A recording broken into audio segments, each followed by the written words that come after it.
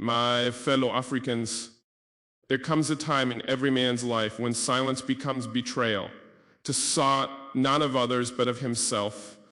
Today I choose not to be silent. They told me to speak less, to avoid certain words, to let things be as they've always been.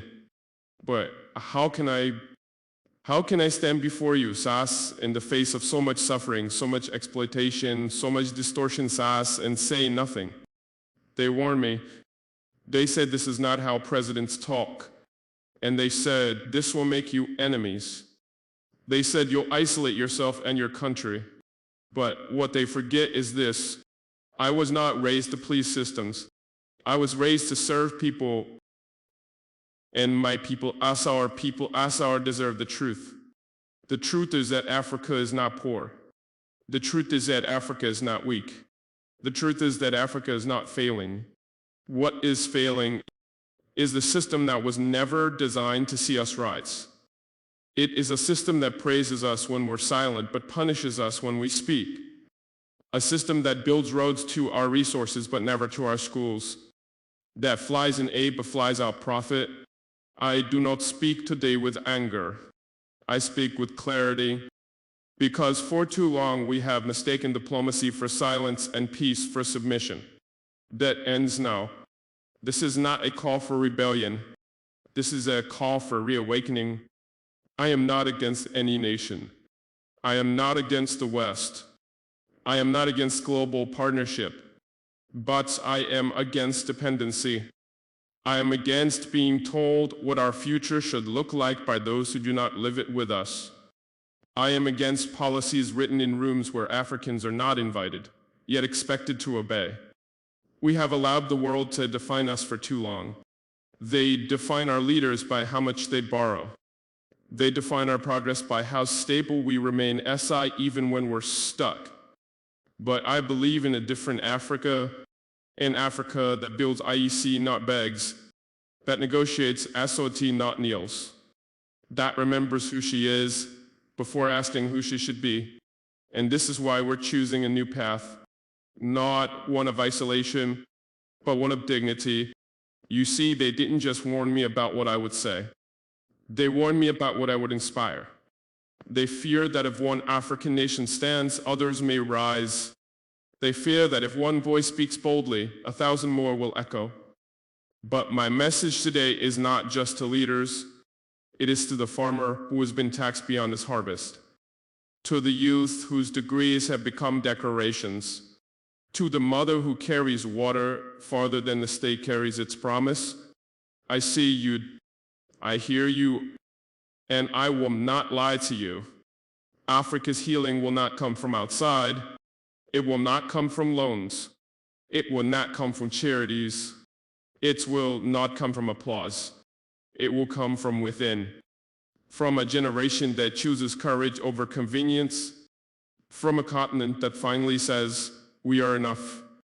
In the next part of this message, I will speak about the real reason they wanted this voice silenced, and what lies behind the closed doors of global deals you are never meant to see. But for now, remember this. Africa is not waiting to be saved. Africa is remembering she was never lost. My brothers and sisters, truth does not shout. It doesn't burn cities. It doesn't break peace. It simply waits or at the... And when the people are ready, it walks in quietly and changes everything. What I want to share with you today is not a secret. It was never hidden under lock and key. It was simply buried under noise, the noise of headlines, of distractions, of carefully chosen words.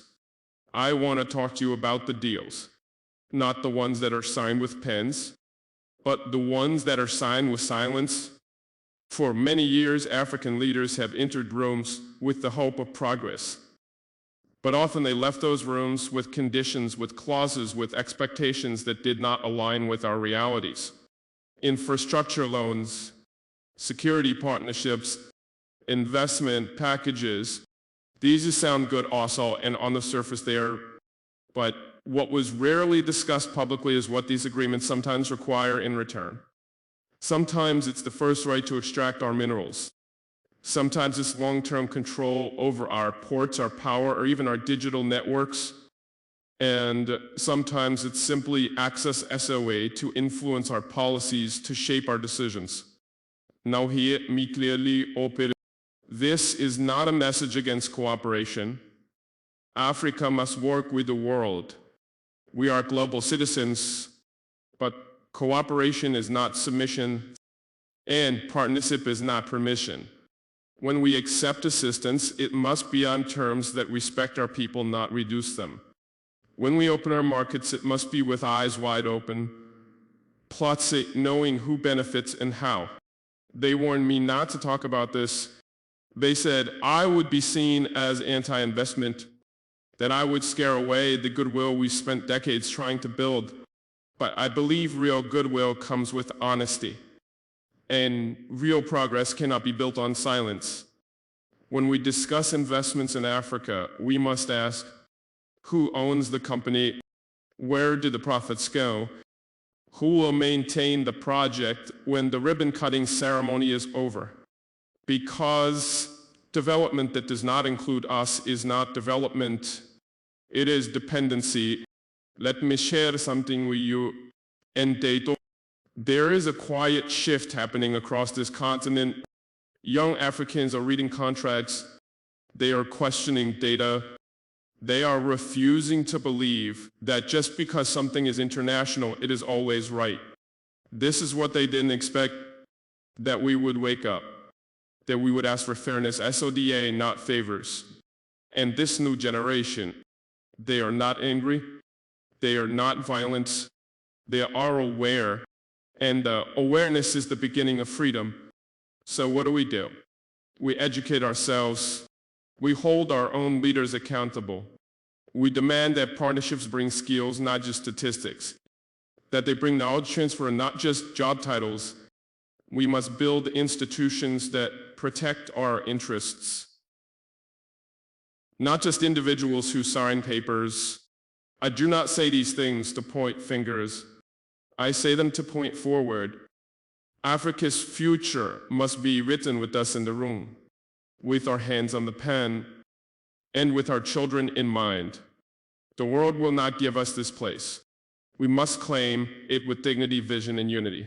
My sons and daughters of Africa, let me speak to you not as a president, but as a brother, as a father, as someone who believes deeply in your future. They told me, young Africans don't care. They only chase the internet. They follow trends, not truth. But I have seen otherwise. I have met students who walk for hours just to attend evening classes. I have watched young farmers innovate with technology to fight drought.